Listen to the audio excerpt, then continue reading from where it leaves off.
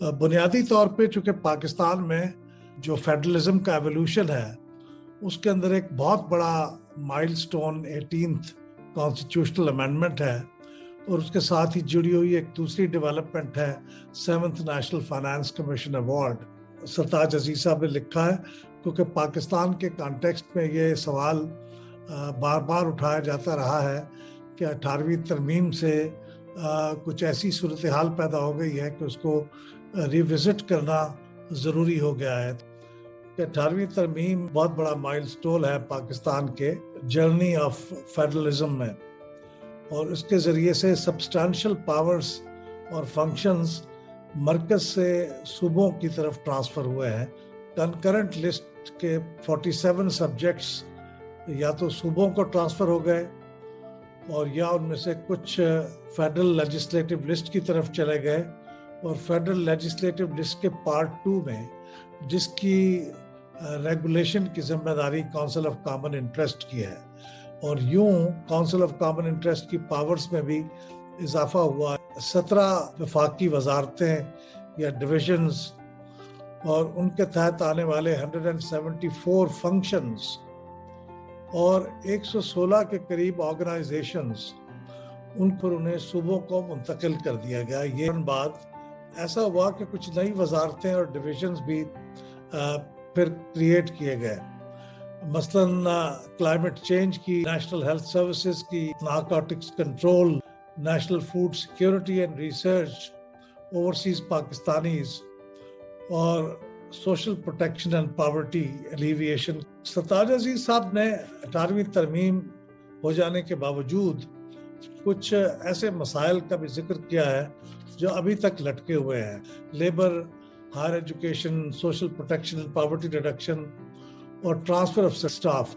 University grant commission जो higher education की शक्ल में तब्दील हो गया है उसका बजट भी एक्सपैंड हुआ है। पंजाब और सिंध ने तो अपने हायर एजुकेशन कमीशन के सूबाई महकमे ये कायम कर लिए हैं और वो ये चाहते हैं कि जो वफाक का हायर एजुकेशन कमीशन है उसे ख़त्म कर दिया जाए।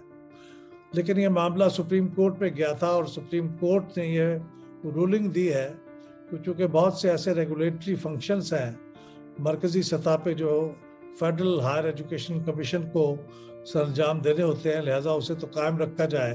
तो अब सवाल ये है कि क्या इसे भी प्रोविंशलाइज कर दिया जाए, सूबों के हवाले किया जाए।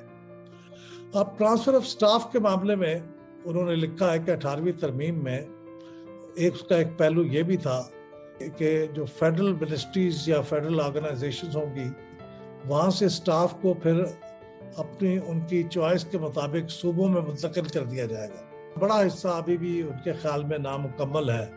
जिस तरह से एसेट्स और रैकेट्स की रीडिस्ट्रीब्यूशन सूबों को वो भी अभी तक मुकम्मल नहीं हुई। तो हर 5 साल बाद नेशनल फाइनेंस कमीशन एक कॉन्स्टिट्यूट किया जाता है जिसके अंदर फिर आप ये तय करते हैं कि सूबों और मरकज़ के दरमियान वसाइल की तकसीम क्या हो, यानी वर्टिकल डिस्ट्रीब्यूशन क्या हो और इसी तरह फिर सूबों के माबैन जो हॉरिजॉन्टल डिस्ट्रीब्यूशन है वो क्या हो। 18वीं तरमीम से पहले 7th national finance commission award आया था, लेकिन ये कहना भी बहुत मुश्किल है कि जब ये 7th अवार्ड तय हुआ था तो उस वक्त तय करने वालों को ये मालूम नहीं था कि आइंदा 18वीं तरमीम के जरिए से क्या तब्दीलियां होने वाली हैं। और उसमें सबसे अहम बात यह है कि जो 2009 के 7th national finance commission award में ये प्रोपोर्शन 57.5% तक चली गई, तो सूबों को अब एक सब्सटेंशियली लार्जर शेयर मिलना शुरू हो गया है। और 7th national finance commission award में formula distribution of divisible pool वो भी बदला गया। ये अब तकसीम आबादी की बुनियाद पे 82% होती है।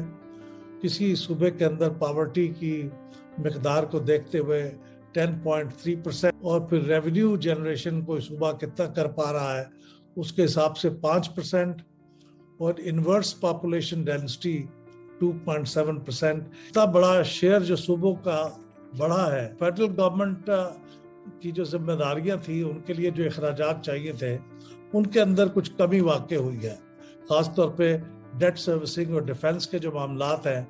आर्टिकल के तहत आर्टिकल 163A में जो ایڈیشن ہوئی تھی جو یہ کہتی ہے the share of the provinces in each award of NFC shall not be less than the share given to the provinces in the previous award. اب سوال یہ پیدا ہوتا ہے جو بنیادی کہ کیا 18ویں ترمیم کو ریویو کیا جائے. کا ویو تو یہ ہے کہ 18ویں ترمیم کے ذریعے سے کچھ بنیادی تبدیلیاں ڈیولوشن کے پروسیس میں پاورز میں لائی گئی ہیں. تو یہ ایک اہم تبدیلی ہے اور اگر آپ اس کو ریویو کرنے کی کوشش کریں گے تو یہ ایک ایسا ڈراسٹک میجر سمجھا جائے گا کہ ایسا کرنے سے آپ صوبوں کی خود مختاری کو ریورس کرنے کی کوشش کر رہے ہیں اور اس کا بہت نیگیٹو امپیکٹ ہوگا.